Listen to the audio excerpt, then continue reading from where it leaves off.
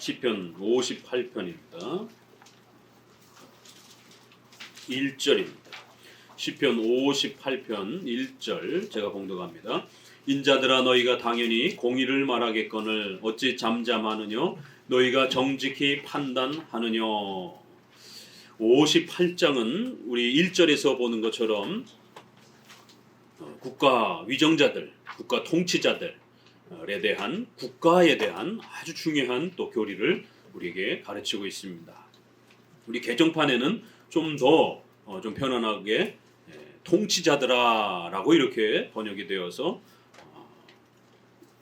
그 1절의 의미가 더 선명하게 조금 더 들어옵니다. 그래서 인간들아, 사람들아라고 이렇게 번역을 했다라면 개정판에는 통치자들아 이렇게 해서 좀 더 이 58장은 보편적인 일반 사람들에게 이렇게 권면한 내용보다는 나라를 통치하고 다스리는 그러한 국가 지도자들을 향하여 어떻게 나라를 통치하고 다스려야 하는지, 또 백성들은 하나님이 세우신 이런 국가 제도와 질서들에 대해서 일반 백성들은 어떤 또 자세와 태도를 취해야 되는지, 이런 국가론에 대한 아주 중요한 그러한 원리와 내용들을 우리에게 가르치고 있습니다. 시편은 이처럼 아주 다양한 주제들이 어떨 때는 신론, 또 신론에 있어서 섭리론에 아주 집중되기도 하고, 또 어떨 때는 죄론과 관련해서 아주 깊이 파고들기도 하고, 또 어떨 때는 또 이렇게 구약의 성전이라고 하는 표현을 통하여 교회론과 관련해서 아주 집중적으로 다룹니다. 또 이렇게 교회론 중에 국가론의 이러한 부분들을 또 소개하면서 우리 크리스찬들은 우리가 몸담고 살아야 되는 이러한 국가 사회 질서 안에서 어떤 자세를 가지고 크리스찬들은 살아야 되는가, 이런 부분들이 아주 짤막하지만 굉장히 아주 중요한 교리가 또 이렇게 국가론과 관련해서 또 다루어집니다. 칼빈은 이 시편 전체 150편은 우리 영혼의 해부학이라고 할 정도로 눈과 코와 귀와 심장과 이런 우리 인간 전체의 중요한 요소들이 이렇게 구성되는 것처럼 성경이 가르치고자 하는 가장 중요한 교리, 그걸 우리가 7대 교리라고 하는 목사님들을 훈련시키는 조직신학이라고 하는 이 과목을 통하여 7개 교리를 2000년 동안 이제 정리해서 사도신조에 기초하여 가르칩니다. 요 7개 교리만 정확하게 목회자들이 깨닫고 훈련하면 교회의 설교자로서 설 수 있다는 거예요. 그만큼 이 7대 교리는 우리 기독교의 모든 것입니다. 바로 이러한 우리 영혼에 필요한 7대 교리의 모든 내용들이 어느 한쪽으로 치우치지 아니하고 골고루 이 시편에 이렇게 담겨 있습니다. 참 기가 막힌 거예요. 그래서 우리의 종교개혁자들은 이렇게 영혼의 해부학이다, 성경의 그러한 모든 핵심 요약체다라고 이렇게 또 주석가들은 표현하기도 합니다. 그렇기 때문에 우리가 다른 찬송보다도 이렇게 시편 찬송을 우리 장로교는 지난 2000년 동안 그렇게 즐겨 불렀던 것입니다. 우리 일반 찬송가를 보게 되면 구원론에 대부분이 치우쳐 있습니다. 예수님 믿고 구원받아야 된다, 은혜 받자, 이런 쪽에 대부분 치우쳐져 있지, 성경론, 신론, 섭리, 작정 이런 건 거의 없고요. 또 그 다음에 이러한 교회론과 관련된 부분들도 상당히 적습니다. 그러다 보니까 이렇게 회심을 강조하는 감리교적 스타일에 이렇게 치우치게 되는 것입니다. 회심만 지나치게 강조하면 감리교, 성결 이런 부분만 지나치게 강조하면 성결교, 은사체험 이런 부분만 지나치게 강조하면 오순절파, 이 7대 교리 중에 부분을 이렇게 강조하면서 교파들이 한쪽으로 치우치는 겁니다. 그럴 때 우리 장로교는 이렇게 전체 교리의 조화를 이루려고 애를 썼고, 찬송에서조차도 이렇게 전체 교리를 담아내고 있는 시편 찬송을 끊임없이 부르면서 신론에만 치우치지 않고 구원론에만 치우치지도 않고 전체 교리를 잘 균형 있게 가르쳐서 우리 성도들이 성경의 이 풍성함을 다 소유할 수 있도록 그렇게 도왔던 것입니다. 자, 시편에는 이렇게 국가론에 대한 부분, 구원론과는 이제 좀 상관이 없는 이러한 우리 일상생활과 관련해서 아주 필요한 교회론의 주제인 국가론에 대해서 이렇게 다룹니다. 시편에서 말하는 국가론은 도대체 어떤 국가론일까? 왜요? 국가의 이 부분에서 우리가 조심해야 되는 것은, 구약은 재정일치 사회입니다. 교회와 국가가 하나의 시스템 아래에서, 하나의 법 질서 아래에서, 하나의 통치권 아래에서 그렇게 진행되던 그런 시절입니다. 신약은요, 로마 왕이 지배를 합니다. 교회와 사도들은 전혀 로마 왕의 그러한 권한에 접근할 수 없고 또 이렇게 분리되어 있는, 오히려 로마 왕 국가가 교회를 핍박하는 그런 시대를 살고 있었습니다. 그러나 구약은 교회를 파괴하는 왕들은 하나님이 즉각적으로 죽여버립니다. 구약의 국가는 이스라엘 하나를 중심으로서 다루고 있고 그 이스라엘은 또 그 자체가 교회입니다. 다윗 왕은 선지자이기도 하면서 또 국가 통치자이기도 합니다. 그래서 다윗은 시편의 수많은 내용들을 또 그렇게 기록하기도 하는 선지자입니다. 그러나 또 다윗은 통치자여서 이렇게 주일 성수를 절기를 어기게 되면, 구약의 절기를 어기게 되면 왕이 사형명령에 처벌을 내는 겁니다. 이렇게 교회의 법과 국가의 법이 일치가 되어 있는 그러한 재정일치의 그러한 국가론을 갖고 있습니다. 그러나 신약은 국가와 교회가 분리되어 있는 그런 형태를 취하고 있습니다. 그렇기 때문에 우리 성도들이 신구약을 읽어가면서 국가, 성경적 국가론을 정립하려고 할 때, 특별히 구약을 읽게 되면 오늘 우리 시대의 국가와 교회가 하나인 것처럼 행하려고 하는, 그러다 보니까 교회가 국가를 지배하는 게 훨씬 더 멋있어 보이죠. 그래서 중세 시대의 로마 카톨릭이 왕들을, 교황이 왕을 명령하는, 그래서 왕들이 돈보따리 싸들 들고 보물을 싸들고 교황에게 찾아와서 왕위를 자기한테 물려달라고 권력 다툼을 하고, 그리고 그 수많은 돈을 걷어들이면서 그렇게 황제 노릇을 하는, 그리고 그 권력으로 전쟁을 일으키는 십자군 전쟁이라든가 영토를 넓혀가는 이러한 기독교의 타락의 역사를 우리는 보게 됩니다. 교회가 국가론의 교리와 개념이 잘못되게 되면 엄청난 부패와 타락을 하게 됩니다. 세상 권력을 독점하려고 합니다. 반대로 영국 성공회처럼 또 국가가, 헨리 8세가 교회를 지배하는, 왕이 목사를 임명을 하는, 지금도 독일이라든가 이런 나라들은 공무원 개념으로 목사님이 있습니다. 그래서 국가에서 월급을 줍니다. 그리고 독일의 이러한 많은 종교개혁의 이러한 정신과 또 설교자들은 국가가 왕의 급여를 주는 부분에 대해서 상당히 저항을 하고 성도들이 헌금을 해서 목회자를 유지해야 된다. 왜냐하면 국가가 목사님의 월급을 주고 그렇게 되면 목사의 임직권을 국가가 갖게 되고, 그렇게 되면 목회자는 절대로 국가를 비판할 수가 없습니다. 자기 월급을 쥐고 있고 자기의 인사권을 쥐고 있는 사람을 어떻게 비판합니까? 그렇기 때문에 순수하게 교회는 국가로부터 분리되어서 재정에 대한 자립을 성도들의 헌신과 헌금을 통해서 목회자를 세우고, 그 목회자는 성도들과 함께 신앙 공동체를 구성하면서 국가가 잘못했을 때는 목숨을 걸고 국가의 잘못된 부분들을 비판할 수 있는 이러한 독립성을 가져야 된다라고 그렇게 또 요구하기도 했습니다. 이렇게 국가가 교회를 지배하는 것도 문제예요. 교회가 국가를 지배하는 것도 문제입니다. 이거는 일치된 국가와 교회를 원하는 그런 스타일입니다.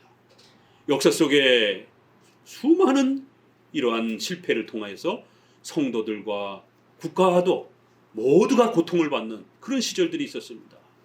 독일도 히틀러가 전체 교회를 지배하면서 그렇게 2차 세계대전을 또 끌고 가는 걸 보게 됩니다. 옛날만 그런 게 아니라 지금도 역시 마찬가지입니다. 거꾸로 이제 또 거기에 대한 반대로 국가와 교회는 완전히 분리되어야 된다. 종교 극단 분리 원칙. 이건 주로 누가 주장했겠습니까? 초대교회 때는 영지주의자들. 국가는 다 썩었어. 국가는 다 타락했어. 국가가 하는 모든 제도와 이런 것들은 세속적이야, 악해. 영적으로 우리가 기도하고 하나님의 음성을 듣고 영적으로만 온전히 충만하는 것. 그래서 영적인 이 감각을 강조한다 이래서 영지주의다 이렇게 표현하는 거예요. 영적인 그러한 거룩한 지식만 강조하고 영적인 거룩한 체험만 강조한다라고 해서 영지주의자다라고 이렇게 표현을 합니다. 물질을 더럽게 여기는, 디모데서에 보게 되면 혼인과 이렇게 음식을 폐하라 하고 하는 이런 주장을 하는 목회자들이 있는데, 이건 귀신의 가르침이요, 이건 아주 악한 가르침이다. 물질을 더럽게 여기는, 국가와 결혼과 가정과 학교와 이러한 문명의 이러한 시스템을 더럽게 취급하는 것. 성도들은 오직 교회 생활만 해야 되고 예배 생활만 해야 되고 기도 생활만 해야 되는 이 수도 문화, 기도 문화, 이런 부분들이 오늘날도 마찬가지인 겁니다. 신앙의 이러한 내용들은 2000년 역사 속에 계속 반복이 됩니다. 그래서 우리가 500년 전 이러한 교리문답들을 다시 읽어내는 겁니다. 2000년 전 이단이, 1000년 전 이단이 또다시 오늘날 등장을 하는 것이에요. 결국 영주주의, 종교개혁 시대 때는, 중세 시대 때는 수도운동, 종교개혁 시대 때는 제세례파, 환상 보고 음성 듣고 직통 계시하는 이러한 제세례파, 1700년대 들어와서는 경건주의, 케이커 교도들, 직접 하나님의 음성을 듣는다라고 하는 이러한 성경을 배우는 것보다 이러한 영적 체험, 이런 능력 체험 강조하는 경건주의, 2000년대 와서는 오순절파, 경건주의, 지금도 여전히 영향을 끼치는 겁니다. 이렇게 이들은 국가와 교회는 완전히 극단 분리. 그래서 성도들은 국가의 이러한 세금, 이런 또 제도, 문화 제도 다 거룩하지 않고 더러운 것이기 때문에 성도들은 될 수 있으면 그런데 들어가지 말라라는 거예요. 기도원이라든가 이런 산속에 들어가서 오로지 예배하고 기도하는 일에만 전념하라는 거예요. 정교, 국가와 교회가 완전히 극단적으로 분리되어야 된다라는 거예요. 여호와 증인들이 그렇잖아요. 군대에 안 가잖아요. 국가의 이런 모든 요구와 명령들은 더럽고 악한 것이다라는 거예요. 이 잘못된 교리가 사람을 어떻게 망치는가? 여러분의 전 삶을 망칠 수도 있습니다. 잘못된 교리를 수용하게 되면. 여호와 증인에 빠진 이런 청년들은 군대를 가지 않고, 젊은이들이 군대를 안 가게 되면 우리나라에서는 결국 호적에 빨간 줄 올라간다, 뭐 이런 옛날 표현으로 결국 전과자가 되는 겁니다. 어떤 공무원, 어떤 이런 대기업에도 취업할 수가 없습니다. 자신의 전 삶을 망가뜨리는 이러한 폭력적인 이러한 위협을 교리를 통해서 그렇게 위협하는 것이에요. 지금도 여전히 정교 극단 분리의 이러한 국가와 공무원과 세상의 문명과 제도는 악한 것이다라고, 그러면서 아주 극단적인 이원론을 추구하는, 금욕주의를 추구하는 이러한 분파들이 지금도 여전히 있습니다. 한국교회에 가장 많이 있습니다. 또 영향을 많이 끼쳤기 때문에. 그럴 때 우리 장로교는 재정 일치, 국가와 교회를 하나로 일치된 개념으로 끌고 가, 이를 하나 개념으로 끌고 가도 안 되고 완전히 분리된 극단 정교 분리 개념도 안 된다라는 거예요. 어거스틴은 바로 그거를 막기 위해서 초대 교회 시절에 두 왕국론을 그렇게 교리적으로 정리해 준 겁니다. 성도들은 교회 생활만 하면 안 된다라는 거예요. 여러분의 가정, 직장, 국가, 사회, 이것도 하나님이 주신 귀한 통치 질서라는 거예요. 교회도 하나님이 세워주신 신앙의 영역을 돕기 위해서 그렇게 세워주신 통치 기구라는 거예요. 또 성도들의 생명과 또 재산을 지켜주시기 위해서 하나님은 도적들로부터 여러분의 생명을 보호하기 위해서 국가를 세우시고 왕을 세우셨다는 거예요.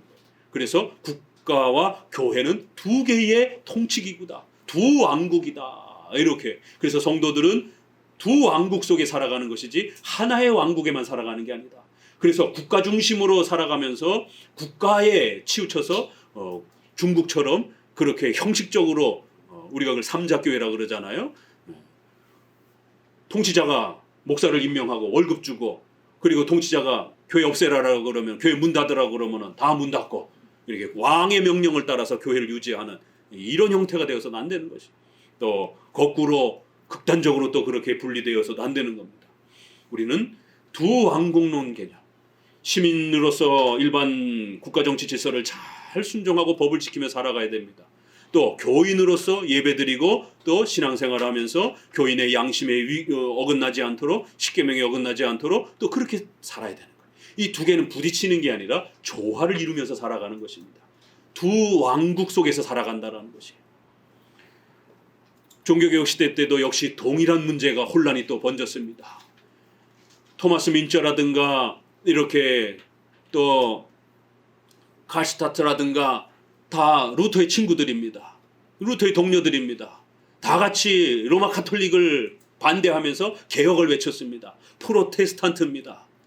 그런데 국가를 어떻게 이해해야 되는가, 교회를 어떻게 이해해야 되는가에 해석의 차이가 발생이 되기 시작했습니다. 이들은 국가는 더러운 것이고 악한 것이고 국가의 모든 군대 명령, 세금 명령 이런 모든 부분들은 다 세속적인 거기 때문에 크리스찬들은 그런 명령에 따를 필요가 없다는 거예요. 우리는 영적 세계에 살아가기 때문에 이제는 세속적인 그런 국가의 명령에 우리가 지배받을 필요가 없다는 거예요. 더더구나 국가의 이러한 위정자들은 로마 카톨릭에 결탁해가지고 성도들을 짓밟고 성도들의 권리와 재산을 빼앗는 도적대들이라고 이러면서 1525년에 농민 반란이 일어납니다. 농민들을 자극해서 결국 성도들 중에 많은 농민들이 이렇게 그 설교를 들으면서 그래 귀족들은 왕들은 우리의 재산을 빼앗고 맨날 부려먹기만 하고 그래서 왕 필요 없다. 두 번째 목사도 필요 없다. 만인 제사장인데 누구나 다 이제 하나님 앞에 제사장인데 왜 목사가 우리를 가르치려고 하고 왜 목사가 교회를 통치하려고 하느냐. 통치 개념만 들으면 통치라는 단어만 들으면 아주 알레르기 반응을 일으킨 겁니다. 로마 카톨릭의 그 독재와 그러한 폭정에 시달렸기 때문에 이제는 모두가 평등하게 살아야 된다. 모두가 평등하게 신앙생활을 해야 된다. 모두가 다 자유롭게 신앙생활을 해야 된다. 만인제사장을 그런 식으로 이해를 한 거예요. 결국 목사도 필요 없고 세 번째 11조도 필요 없고 그 세금과 관련된 부분이 교회 세금, 국가 세금 이런 부분들이 11조라는 이러한 형태로 또 많이 쓰여있기 때문에 11조 폐지에 대한 이런 강력한 거부 운동들이 국가 세금 폐지, 교회와 관련해서는 교회도 그것도 세금이다 이러면서 교회 세금도 필요 없다. 이런 완전 자유를 주장했습니다.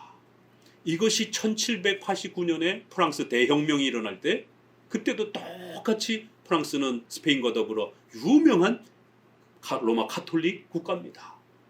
귀족들과 왕들이 백성들을 그렇게 수탈하면서 세금을 과도하게 뺏어가면서 그렇게 폭정을 저지르자 백성들이 내란을 일으킨 거예요. 그 여러분 레미제라블이라고 하는 그 유명한 이러한 그 영화도 그렇고 또 장발장 많이 들어보셨죠? 그런 부분들이 이제 다 그 프랑스 혁명과 관련된 그리고 뒷부분에 가면은 앞부분은 뭐 이렇게 물건을 훔쳐간 것에 대해서 뭐 구제를 하고 뭐 이런 내용이지만 실제적으로는 프랑스 내란에 대한 반란에 대한 이런 부분들을 극찬하는 이제 그런 하나의 소설들입니다. 아브라함 카이퍼라고 하는 분이 그러한 프랑스 대혁명은 반기독교적이다라고. 왜요? 왕도 필요 없고 그 다음 하나님도 필요 없고 그들의 슬로건이었습니다. 너무 국가 독재, 교회 독재에 우리는 노예처럼 살았다라는 거예요. 그래서 그들의 주제가 자유, 평등, 박애. 이렇게 역사는 동일하게 반복이 되는 거예요. 그래서 종교개혁자인 루터나 칼빈은 두 왕국론을 다시 소개를 합니다. 어거스틴의 이 두 왕국론을 다시 끌어다가 성경적인 국가로는 성도들은 시민으로서도 합법적으로 살아야 되고 교인으로서도 또 그렇게 합법적으로 살아야 된다. 이것이 성경적이다. 어느 한쪽으로 치우쳐서는 안 된다. 두 왕국론을 소개를 했고 특별히 루터는 귀족들에게 드리는 설교 논문을 써서 이런 내란을 일으키고 폭정을 이런 국가의 이러한 질서를 어지럽히는 이러한 백성들의 이런 폭력적 행위들은 하나님 앞에서 벌받아 마땅하다라고 귀족들에게 칼의 권세를 준 것은 바로 그러한 무질서를 진압하도록 주신 것이다. 루터가 귀족들에게 권면하면서 이러한 무질서를 바로잡으라고. 그러자 농민들은 루터가 이 귀족들과 왕의 목사구나. 이 농민들의 마음과 아픔은 읽어주지 않는 이런 아주 악독한 돈이나 밝히고 권세나 밝히는 이 귀족들의 어용 목사다라고 하면서 아주 극렬 대립을 합니다. 종교개혁자인 루터가 오직 믿음으로 구원받는다라고 이 구원의 원리를 가르쳐준 건 많이들 압니다. 그런데 루터의 이 두 왕국론은 많은 분들이 잘 몰라요.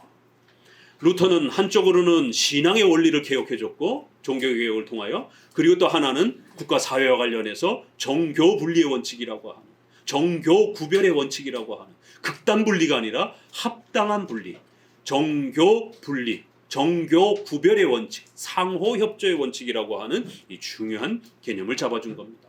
그래서 귀족들에게 농민 편에 설 것 같았지만 루터는 국가의 질서를 유지하는 게 더 중요하다라고, 그것이 훨씬 더 중요한 하나님의 뜻이다라고, 농민들의 그러한 아픔은 이해는 하지만 그렇다고 해서 그 아픔 때문에 하나님이 세워주신 국가의 이 권위와 질서를 전복하면서 내란을 일으키면서 농민과 또 백성들 전체가 내란에 휩싸이면서 결국 그렇게 되면 외적이 쳐들어오게 되면 다 죽어버리게 되는 이러한 위험을 더 크게 걱정한 겁니다.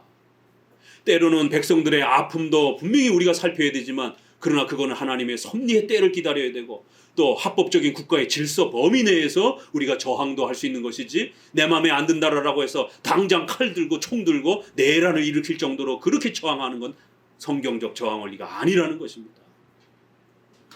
벌써 500년 전에 국가의 역할은 무엇인지, 교회와 어떻게 서로의 관계를 형성해야 되는지, 서로 상호 협조라는 거예요. 그리고 백성들은 저항할 때에 내 마음에 안 드는 위정자라라고, 내 마음에 안 드는 정당이라라고 해서 그렇게 광화문으로 서초동으로 몰려다니면서 그렇게 폭력적인 폭동적인 그러한 저항을 해서는 안 된다라고 하는 이런 원리들이 벌써 성경적으로 500년 전에 다 정리가 됐습니다. 이러한 국가론들이 오늘 우리 시대에도 필요한 거예요. 왜요? 그건 성경적 진리이기 때문에. 우리는 지난 코로나 사태와 대통령 탄핵이라고 하는 근대사 70년의 역사 속에서 경험해보지 못했던 엄청난 그런 혼란을 겪으면서, 더더구나 목회자들이 이러한 종교개혁의 성경의 이러한 원칙과 장로교 신앙에 대한 개혁주 신앙에 철저하게 훈련되어 있지 않다 보니까 생전 처음 겪는 이러한 국가적 교회적 혼란 앞에 어떻게 설교해야 되는지, 어떤 게 하나님의 뜻인지를 방향을 잡아주지 못하는, 그래서 아주 극렬 대립으로 서로를 원수처럼 대하는 이러한 아픔들을 지난 몇 년 동안 그 고통을 겪었고, 그 후유증이 아직도 지금도 그렇게 겪고 있습니다. 이 국가론은 설교하기가 가장 어려운 주제입니다. 굉장히 예민한 주제입니다. 이거 설교 잘못했다가 목회자들이 쫓겨나는 경우들이 대반입니다. 왜요? 그 구성원들이 대부분 전라도 계열의 이러한 분들로 이렇게 구성되어 있으면 보수적인 어떤 그러한 형태로 설교했다가 그 다음 달에, 그 다음 주에 목사님 그만두세요. 허다합니다. 또 영남 지역으로 이렇게 많은 분들이 구성되어 있다라면 거기에 좀 더 진보적인 어떤 과부와 고아를 돌아보고 이렇게 사회적 정의에 대한 부분에 대해서 교회가 좀 나서야 되지 않겠느냐라고 설교했다가 쫓겨났어요. 그러다 보니까 목회자들이 살아남기 위해서 어떻게 해야 돼요? 침묵하는 거예요. 중간쯤 눈치 보면서 말을 하는 것입니다.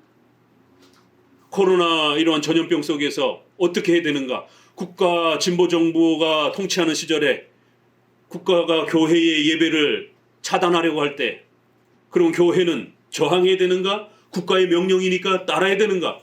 엄청난 신학적 과제에 놓여져 있습니다. 목회자들은 다 침묵했습니다.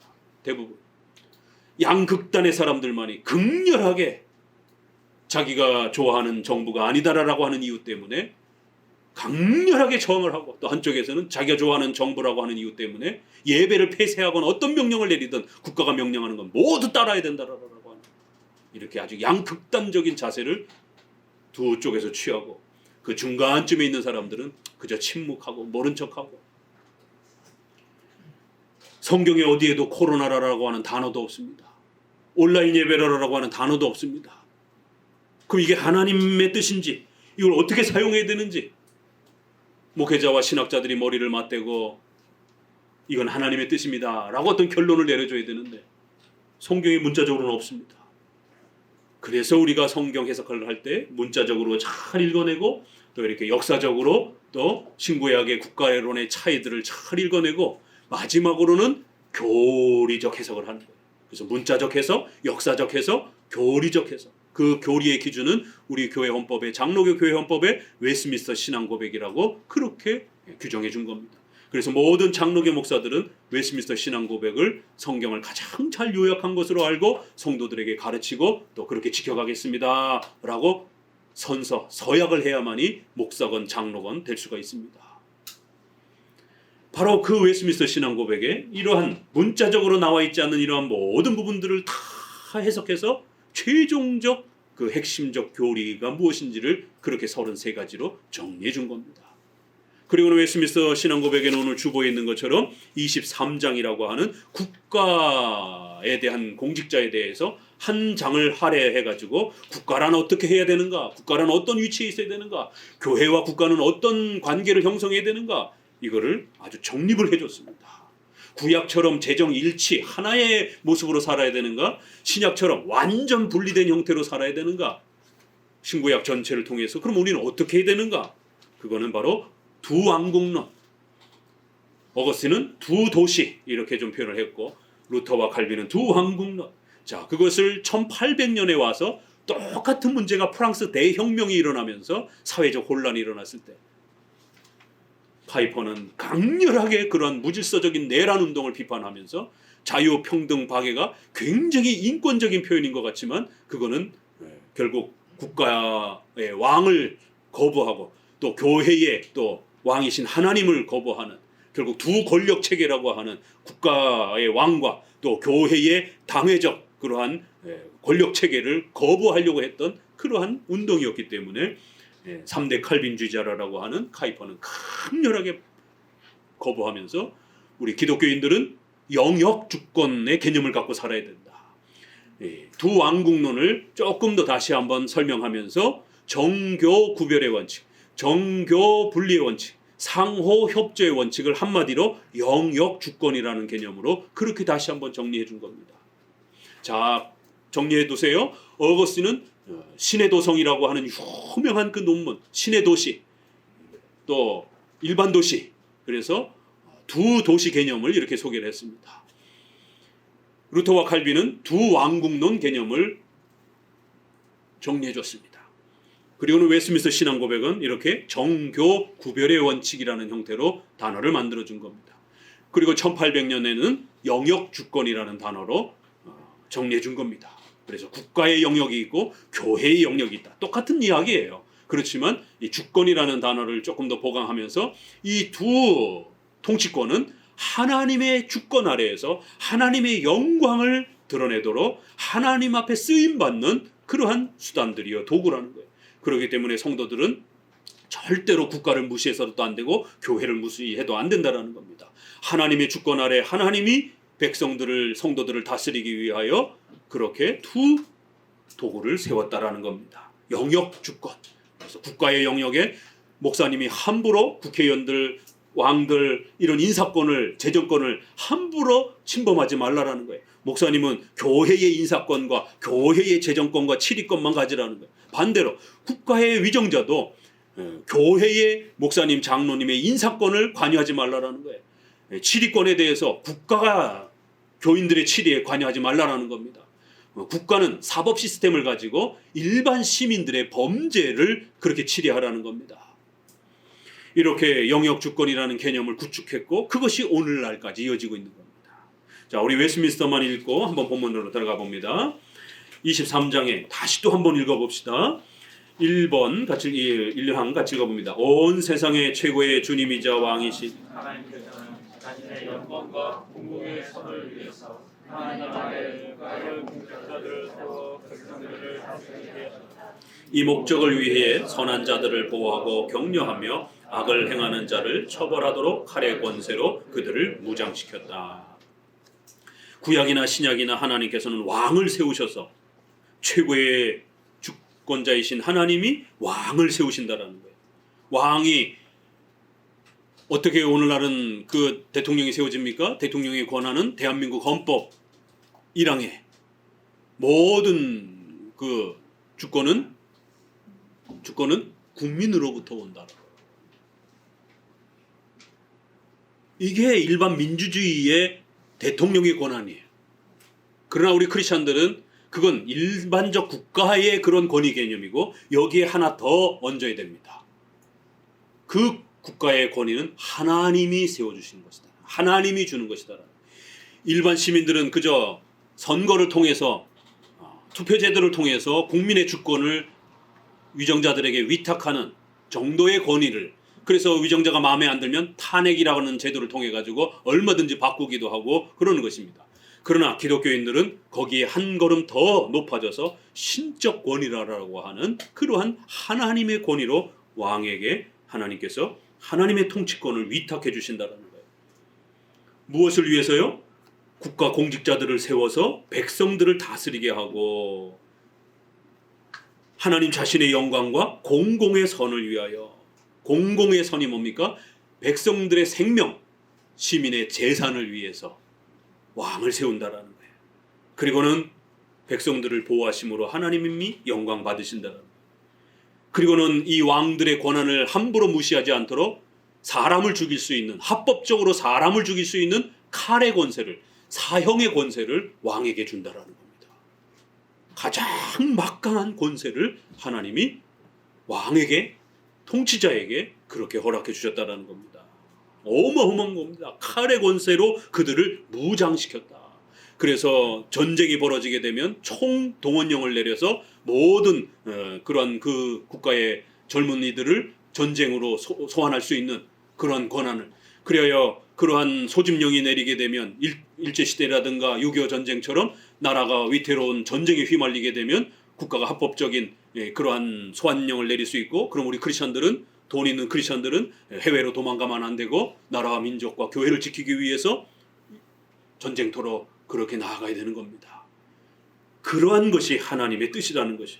그래서 우리 일제시대 때도 수많은 우리 독립운동가들이, 이런 기독교적 정신을 가진 사람들이 대부분 독립운동에 참여를 했습니다. 일반 시민들은 그저 일본 이러한 통치자들이 또 순사라 그러잖아요. 옛날에는 자기들 사는데 크게 지장을 안 주면 무슨 독립이고 뭐고 이런데, 하루 벌어 하루 먹기도 살기도 힘든 시절에 무슨 나라와 민족을 위해서 뭘 하고 뭐 이런 개념 자체가 없었어요. 누가 통치를 하던 자기들 먹고 사는데 크게 지장이 없으면 그냥 하루하루를 다 순응하면서 살았던 겁니다. 그 이혜영 씨인가요?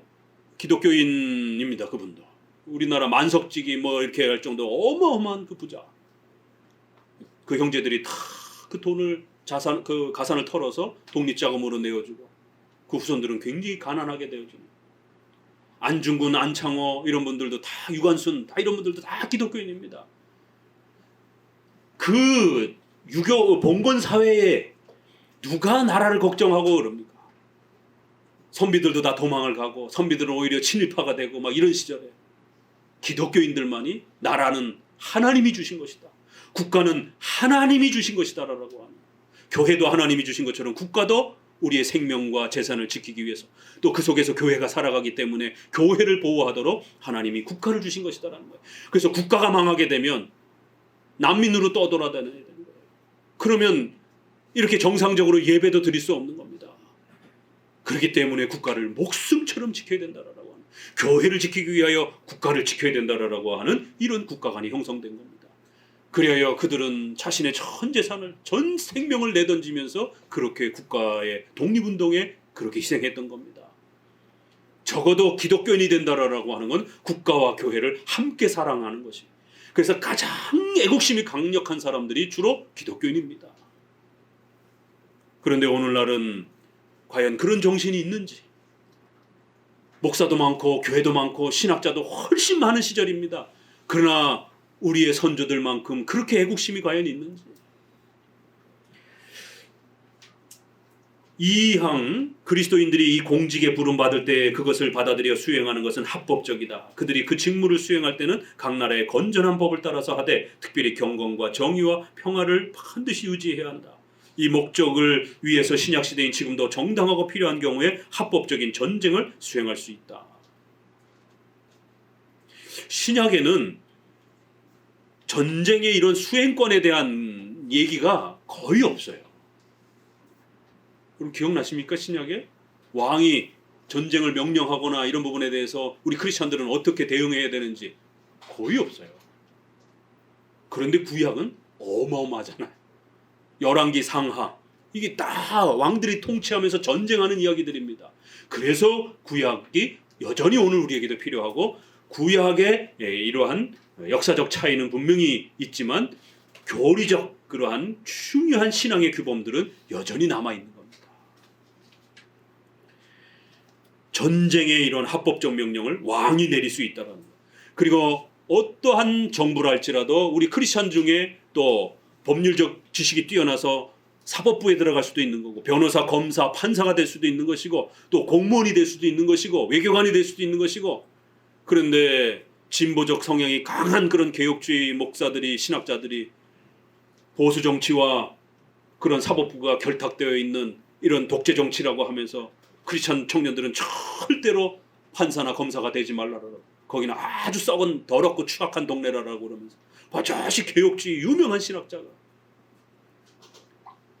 자기의 특정한 정치적 신념 때문에 기독교 교리까지 다 파괴하면서 그렇게 청년들의 직업에 대한 존경받는 이러한 직업들을 아주 악독한 직업인 것처럼 크리스찬들은 절대로 이런 사법부에 진출하면 안 되는 것처럼 이렇게 올바른 국가관이 형성되지 못하면 특정한 국가 신념이 자기를 지배하거나 특정한 철학이 자기를 지배한다든가 특정한 이데올로기가 자기를 지배한다든가 6.25 시절에 그 공산주의 사상에 가장 많이 빠졌던 사람들이 누군지 아세요?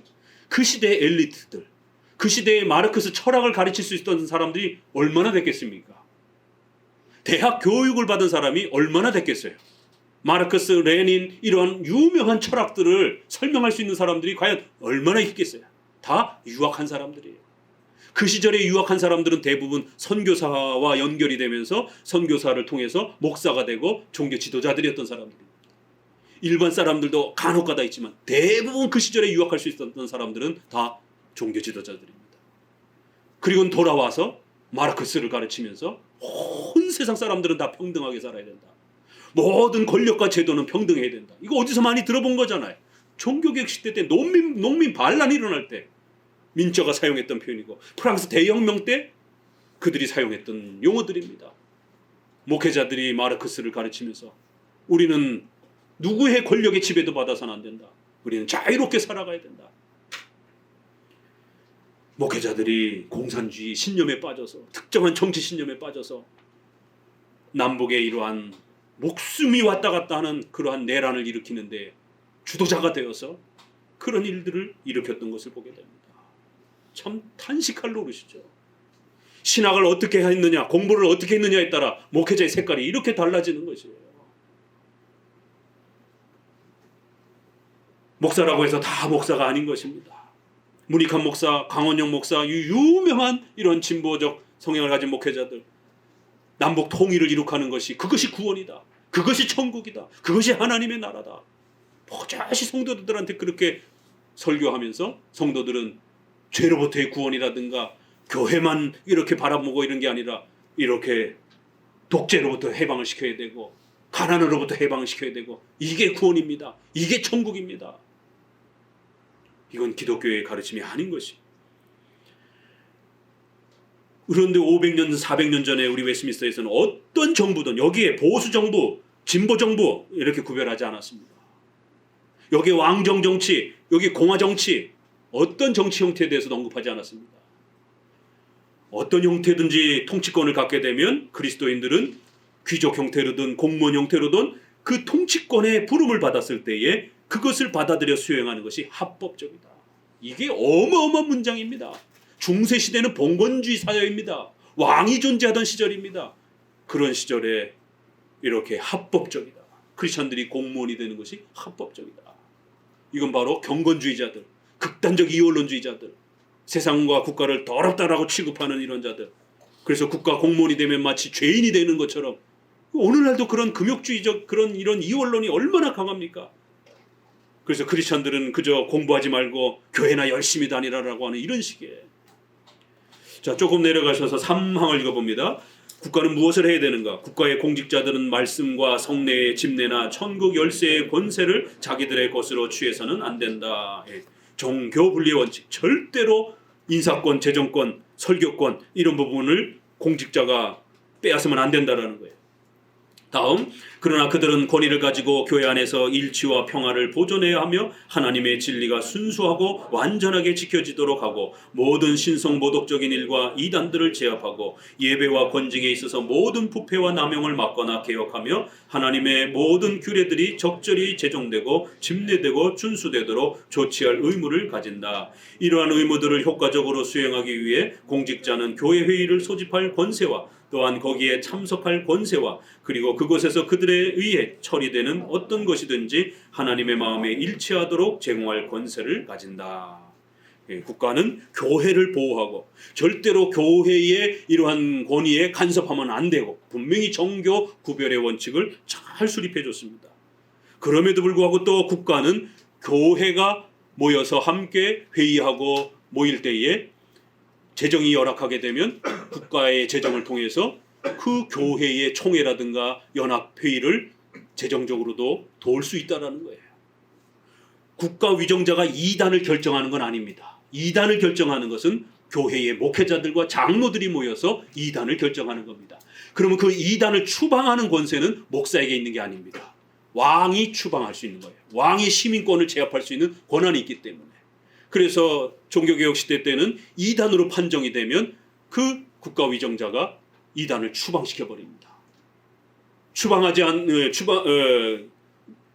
명령을 따르지 않고 숨어 다니면서 자꾸 이렇게 선동하고 그렇게 되면 잡아서 참수를 시키고 종교 재판소가 있었던 시절이었기 때문에 화형식을 시키기도 하고 여러 가지 처형을 하기도 합니다.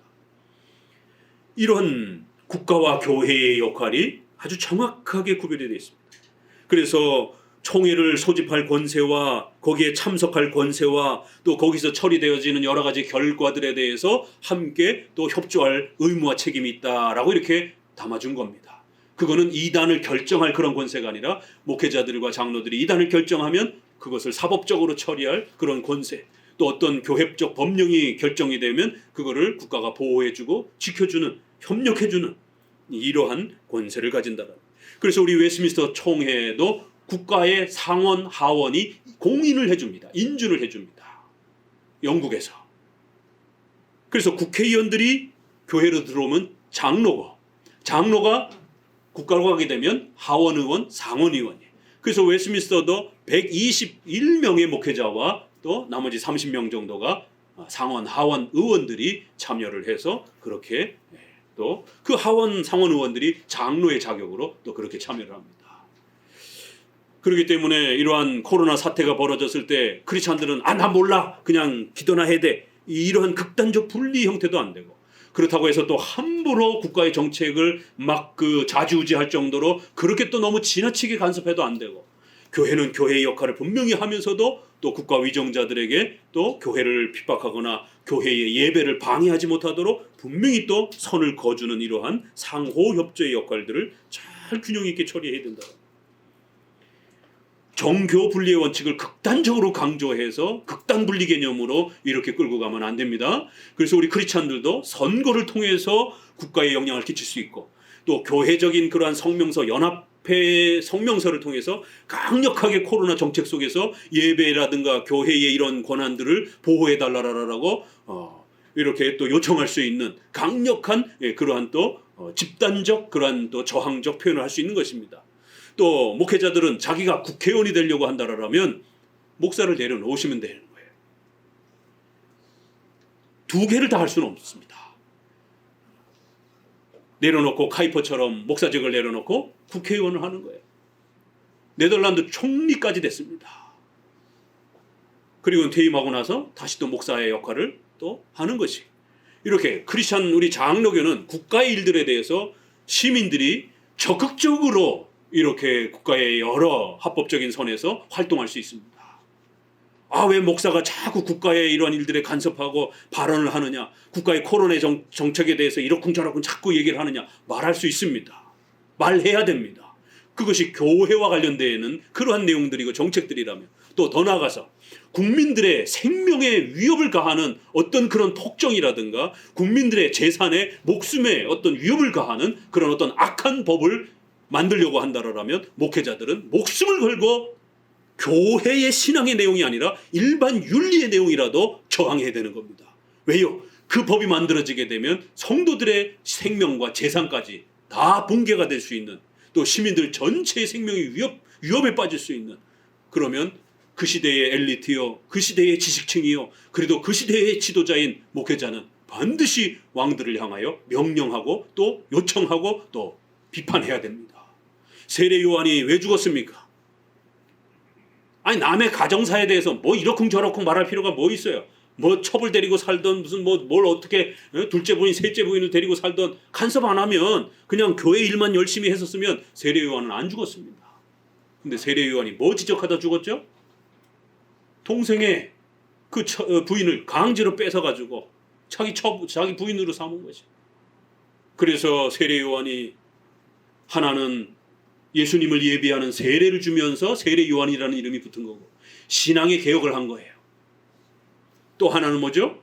윤리의 개혁을 한 겁니다. 이렇게 목회자는 신앙의 개혁과 윤리의 개혁의 두 가지 책임을 짊어지며 살아가는 것이죠. 다만 그 윤리의 책임은 왕이나 국회의원이 직접 대서 그 책임을 감당하는 게 아니라 그 내용, 정신을 가르치는 하나의 교사로서 역할을 하는 거예요. 그 직무를 직접 행하는 것은 일반 시민이 국회의원과 왕이 되면 되는 거고요. 세례 요한은 결국 동생의 그러한 부인을 뺏어서 자기 부인으로 강제로 삼은 그러한 왕의 이러한 결혼에 대해서 그건 하나님의 뜻을 어기는 아주 악독한 죄악이다라고 책망을 했다가 결국 그 헤로디아에 의해서 그렇게 왕을 기쁘게 해놓고는 네 소원이 뭐냐라고 하니까 세례 요한의 머리를 갖다 주세요. 얼마나 이 악독한 그러한, 왜요? 세례 요한이 등장할 때마다 그 여인을 향하여 얼마나 하나님의 그 무서운 진노를 선언했겠습니까?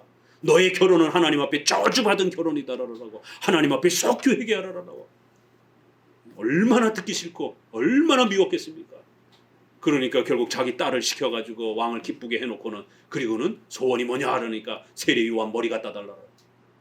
그래서 왕이 선지자라고 백성들한테 존경을 받던 사람이기 때문에 죽일 수도 없었고, 그렇다고 부인하고 딸이 그렇게 애걸복걸 하는데 또 그거를 또 모른 척할 수도 없었고, 또 거기에 잔치자리에 참석했었을 때 약속을 해놨기 때문에 왕의 체면도 또 말이 아니고, 죽이지도 못하고 안 죽일 수도 없고 갈등하다가 결국에는 죽이라라고 명령을 합니다. 왕은 어떻게 통치를 해야 되는가?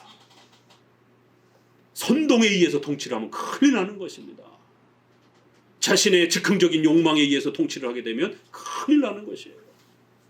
국가의 왕은 바르게 통치를 하고 바르게 판결해야 되는 거예요. 그래서 오늘 58장 1절에 통치자들아 너희가 어떻게 공의를 집행하고 어떻게 너희가 정직하게 판단해야 되겠느냐. 뇌물을 받고 선동에 의해서 자기 욕심에 의해서 악하게 그렇게 통치를 하고 악하게 판단하고 재판을 하면 큰일 난다라는 거예요. 결국 세례 요한은 윤리 문제를 간섭하다가 목숨 잃은 것입니다. 자, 이렇게 우리 장로교는 양극단에 대한 부분을 밀어내고 국가와 교회는 정교 분리의 원칙, 구별의 원칙이라는 이 개념 아래에서 국가가 잘못했을 때는 교회가 강력하게 저항하면서 책망을 하는 것이고, 또 교회가 잘못하게 되면 국가 왕이 또 그 교회를 보호하기 위해서 나서줘야 되는 것입니다. 그렇기 때문에 웨스트민스터 신조도 영국 의회가 재정을 지원해주고 또 많은 협조를 통해서 이런 엄청난 문서가 만들어진 겁니다. 도르트 총회도 마찬가지로 그렇게 이루어진 것입니다. 또 사도 신조, 니케아 신조가 이런 훌륭한 문서들이 만들어질 때도 그렇게 콘스탄티네라고 하는 이러한 400년 시절에 그렇게 그 유명한 로마의 왕이 그 많은 재정, 지금도 비행기를 타고 무슨 국제회의를 하려고 하면 비행기 경비가 많이 듭니다. 그러면 과거에는 다 마차 타고 가야 되는데 마차 타고 가다가 도적대들에 의해서 죽습니다. 그래서 루터가 종교개혁을 일으킨 거는 많은 사람들이 기억하지만, 그 루터가 로마 카톨릭의 암살단에 의해서 쫓겨다닐 때에 그 루터의 목숨을, 자신들의 목숨을 버려가면서 위험에 내어놓으면서 지켰던 그 귀족들, 병사들은 기억하는 사람들이 별로 없어요. 비텐베르크의 그 성주가 몰래 자기가 데리고 있었던 사병들을 그렇게 파송을 해서 루터가 보름수 회의 끝나고 피신할 수 있도록 그렇게 사병들을 보내줘서 무사히 비텐베르크 자기가 통치하는 지방 그 성에다가 피신을 시켜줍니다. 그때 당시에는 이렇게 각각의 영주들이 막강한 권력을 갖고 있었기 때문에 그래서 그 성에 피신을 시켜주고 루터가 수년 동안 거기서 독일어 성경을 번역하고 수많은 좋은 글들을 쓰게 됩니다. 그래서 루터의 생명을 루터가 종교개혁을 할 수 있도록 그 비텐베르크 영주가 그렇게 엄청난 일들을 했던 거예요. 그런데 역사 속에서는 그 영주의 이름도 잘 몰라요. 그래도 하나님은 반드시 그 성도를 기억해 줄 겁니다. 루터가 사역하기 위해서는 그 영주가 반드시 있었어야만이 루터가 사역할 수 있었던 것입니다. 만약에 그 영주가 없었다라면 루터는 설교하고 바로 죽었을 것입니다. 이렇게 목사와 성도는 함께 그 시대의 교회를 지켜가며 또 국가의 이러한 역할들을 영주는 또 영주로서의 국가 위정자로서 그 시대의 또 왕에게 저항하는 겁니다. 왕이 이런 설교자들을 죽이려고 하고 이런 부분에 대해서 자기는 분명히 국가의 영주고 귀족이고 또 공무원이지만 왕이 잘못된 정책을 했을 때는 왕에게 강력하게 크리스찬으로서 저항하면서 목회자들을 보호하고 교회를 보호하는 또 이런 정책들을 행하는 것입니다. 자, 우리 마지막 문장이 이것이 1788년 미국 장로교로 넘어가면서 살짝 바뀝니다. 왜냐하면 영국은 국가와 교회가 잘 조화 단계에 있었던 그런 나라지만 미국은 불신자들이 이제 많이 이민을 오면서 처음으로 불신자가 나라를 통치하는 그런 경험을 미국 사람들이 겪게 된 겁니다. 미국 크리스찬들이. 그러면 이거 만약에 국가 위정자가 크리스찬이 아닐 때는 막 교회를 어지럽힐 텐데 이거 어떡하지? 그래서 웨스트민스터의 요 문장이 3항이 이게 적용되기는 상당히 어려울 수 있겠구나라는 고민을 한 겁니다. 그래서 3항의 요 초판의 요 문장은 국가의 위정자가 크리스찬일 때 또 대부분의 시민들이 크리스찬일 때 그럴 때는 좀 더 가능해요. 그러나 우리나라처럼 또 미국의 초창기처럼 대부분이 불신자이고 또 크리스찬이 불신자일 때 우리나라처럼 불교 신자가 대통령이 되면 어떡합니까? 그러면 교회의 총회를 문재인 대통령이 소집을 합니까? 또 박근혜 대통령이 소집을 합니까? 이거 말이 안 되잖아요. 그렇기 때문에 이 문장을 살짝 고칩니다. 수정을 합니다. 요거는 과도기 상태에 있을 때는 이렇게 해도 된다라고 국가론을 조금 더 수정해 준 겁니다. 같이 읽어봅니다. 국가 공직자들이 말씀과 성례의 집례나 천국 열쇠의 권세를 자기들의 것으로 취해서는 안 되며, 이 첫 문장은 워낙 중요한 거기 때문에 정교 분리의 개념이기 때문에 잘 지켰습니다. 거기 그대로. 그 다음 부분도 고친 거예요. 조금이라도 믿음의 문제들에 대해서 간섭해서는 안 된다. 여기까지 첫 문장. 그 다음에 이제 그러나 양육하는 아버지와 같이 우리 주의 교회를 보호하는 것이 국가 공직자들의 의무다. 이 의무는 어느 한 교파를 다른 교파 이상으로 우대하지 않고 모든 교역자들이 폭력이나 위험 없이 그들의 신성한 직무들의 각 부분을 이행하기 위해 충분하며 자유롭고 의심할 여지가 없는 자유를 누리게 하는 방식으로 이행되어야 한다. 모든 교파들의 각각의 교회를 다 보호하라 라고 이렇게 표현을 하는 형태로 바뀝니다. 예수 그리스도께서는 계속 그의 교회의 정규적인 정치와 권징을 정하셨으므로 국가의 어떤 법률이라도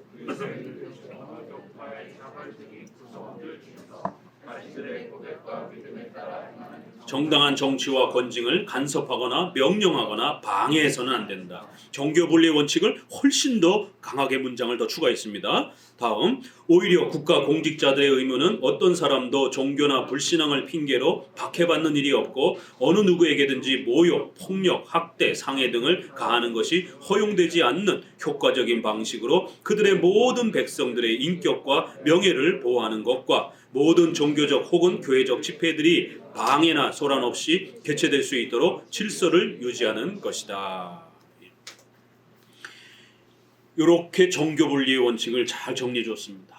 최근에 대법원 판결이 나왔습니다. 경기도하고 서울에서 코로나 시절에 예배를 드리지 못하도록 그렇게 법령을 한 것에 대해서 좀 더 강력하게 교회 쪽에 그렇게 조치를 취한 것에 대해서 백화점이나 일반 상업시설들은 버젓이 이렇게 운영되고 있는데 교회만 처음부터 지나치게 어느 카페에서 감염이 됐다고 해서 전국에 있는 모든 카페를 문 닫게 하진 않았잖아요. 그 카페만 2주 동안인가 이렇게 특정한 기간 동안에 격리를 하고 그리고 나서 방역 조치를 한 다음에 영업할 수 있도록 해줬습니다. 그런데 교회는 어느 교회가 감염이 된 성도가 있다 그러면 전 교회를 금지시켰습니다. 그래서 법원에다가 예배 방해에 대한 우리나라는 이러한 제례의 법칙이 있어서 제사라든가 어떤 그러한 신앙적 행위를 위해서 집회를 갖는 집회의 이러한 예배나 이러한 그 제사의 자유권이 있습니다. 법에 거기에 방해됐다라고 해서 예배 방해죄로 고발을 한 것이.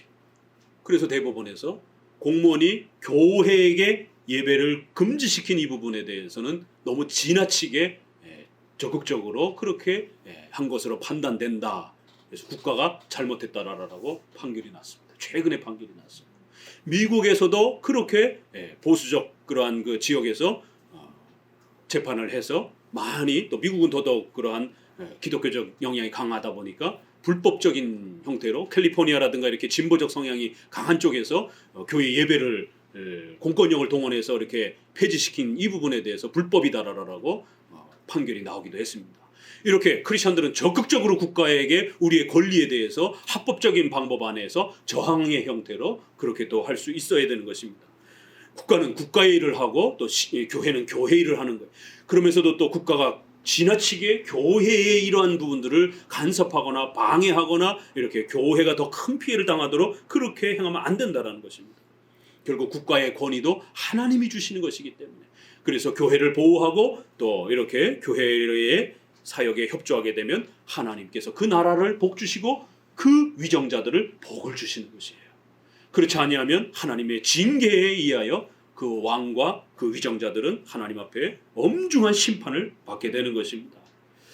국가 권력자들은 자신의 권력과 이 욕망을 주체하지 못해서 하나님의 섭리와 통치 아래서 맡겨주신 이 국가의 권력이라고 하는 이 위대한 소명의식을 잊어버리는 그 순간 결국 독재를 행하게 되고 복종을 행하게 됩니다. 아무리 떵떵거리고 자신들의 왕권이 어마어마할 것 같지만 하나님이 징계하시고 또 하나님의 계획 속에서 그 생명을 거둬가시게 되면 그 국가의 위정자들의 권력은 아무것도 아닌 것이에요. 얼마 전 안타깝게 일본의 아베 총리가 그렇게 총격에 의해서 사망을 했잖아요. 그 개인적인 그러한 죽음은 우리가 안타까운 것입니다. 하지만 우리가 이러한 일본에서 가장 큰 권력을 가장 오래도록 유지하며 그렇게 떵떵거렸던 그 권력이지만 하나님께서 이 모든 역사를 지배하시니 그 천년 만년 갈 것 같은 그 권세가 아베 집안의 그 권세가 이렇게 또 하루아침에 없어지는 것이. 권력의 이러한 그 욕망에 취해서 백성들을 핍박하고 교회를 핍박하는 그런 폭정을 휘두른다라면 하나님께서 심판하시는 것이, 하나님이 그 생명을 거둬가시는 것이. 권력은 영원하지 않는 것입니다. 어떤 사고에 의해서도 생명을 빼앗기도 하고 백성들의 저항에 의해서도 생명을 빼앗기도 하고 또 내란에 의해서 부하가 또 반역을 일으켜서 이런 군사 쿠데타와 같이 또 그렇게 앞선 그런 정부를 전복하는 그런 일들이 벌어지기도 하고 하나님은 모든 역사를 사용해서 정권을 바꿔버립니다.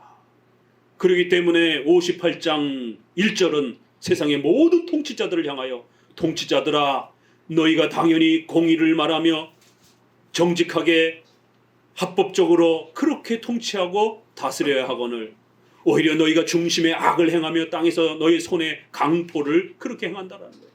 저울에 달아준다라는 거예요. 이 저울은 재판의 그런 의미잖아요. 정직하고 합법적으로 재판을 하고 저울을 달아야 되는데 오히려 뇌물을 받고 악을 행하면서 그렇게 불법적인 재판을 한다라는 거예요. 3절 악인은 모태에서부터 멀어졌으며 나면서부터 곁길로 나아가 거짓을 말하는도다. 이들의 이런 악행들은 인간의 근원적인 원죄, 바로 엄마의 뱃속에서부터 인간은 태어날 때부터 죄악을 짊어지고 태어나는 이런 인간의 근원적인 원죄의 이러한 또 결과이기도 하다라는 거예요. 그래야 통치자들도 이 죄의 문제를 해결하고 하나님의 엄중한 말씀에 억제를 받고 그렇게 그 명령에 순종하지 않는다라면 하나님 앞에 벌을 받는다라는 겁니다. 58장의 본문의 내용은 굉장히 간단해요. 그래서 오늘은 좀 더 우리의 교리적 개념으로서의 웨스트민스터의 국가관을 여러분에게 좀 더 자세히 설명한 겁니다. 이제 이런 관점에서 보세요. 그러면 이 국가 위정자들이 얼마나 악독하게 백성들을 핍박하고 교회를 괴롭혔는가? 4절부터 봅시다. 같이 읽어봅니다. 저희의 독은 뱀의 독 같으며 저희는 귀를 먹은 이물이 독사 같으니 곧 술사가 아무리 공교한 방수를 행할지라도 그 소리를 듣지 아니하는 독사로다. 하나님이여 저희 입에서 이를 꺾으소서. 여호와여 젊은 사자의 어금니를 꺾으시며 저희로 급히 흐르는 물같이 사라지게 하시며 겨누는 살이 꺾인 같게 하시며. 폭정을 휘두르게 되면 어떻게 하나님이 심판하시는지에 대해서 소개를 합니다. 저희들이 어느 정도까지 부패했느냐?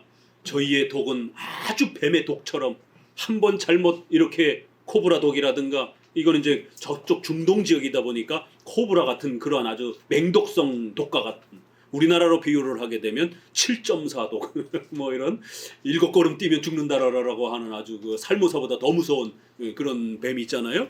그런 것처럼 왕들의 이러한 폭정은 아주 악독한 그런 뱀의 독처럼 사람 시민들을 죽이는 그런 독과 같다라는 거예요.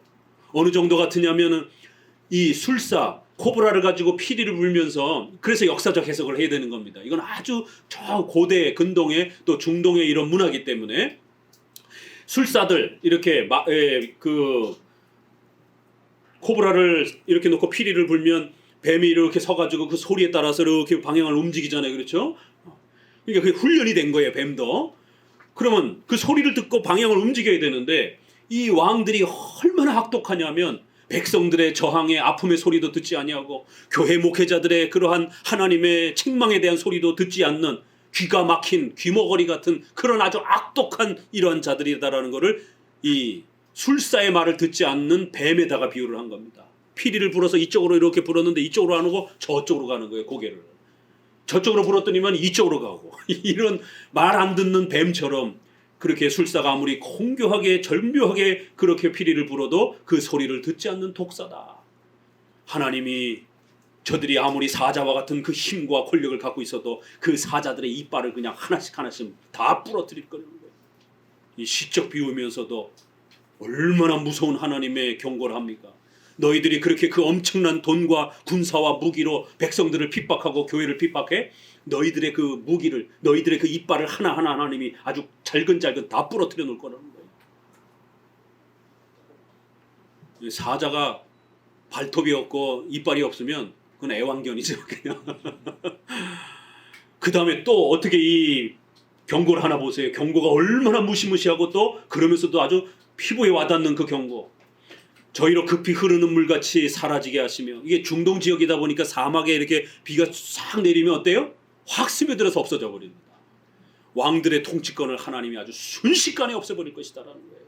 영원할 것 같은 그 엄청난 권력들, 지금 시진핑이 되고 나서 저도 지금 중국에 신학교가 있어서 매번 가서 우리 보수 신학교가 있어가지고 이렇게 가르치고 그랬는데 이제는 그 사이에 중단돼 버렸어. 시진핑이 오고 나서는 이 독재와 이런 그 권력을 돌아가면서 했는데 자기 혼자 계속 연장하려고 모든 그 아래쪽 자기 다음에 그 권력자들을 다 없애버리고 단독 지금 독재로 지금 계속 그렇게 끌고 갑니다. 영원할 권력처럼 그렇게 끌고 갑니다.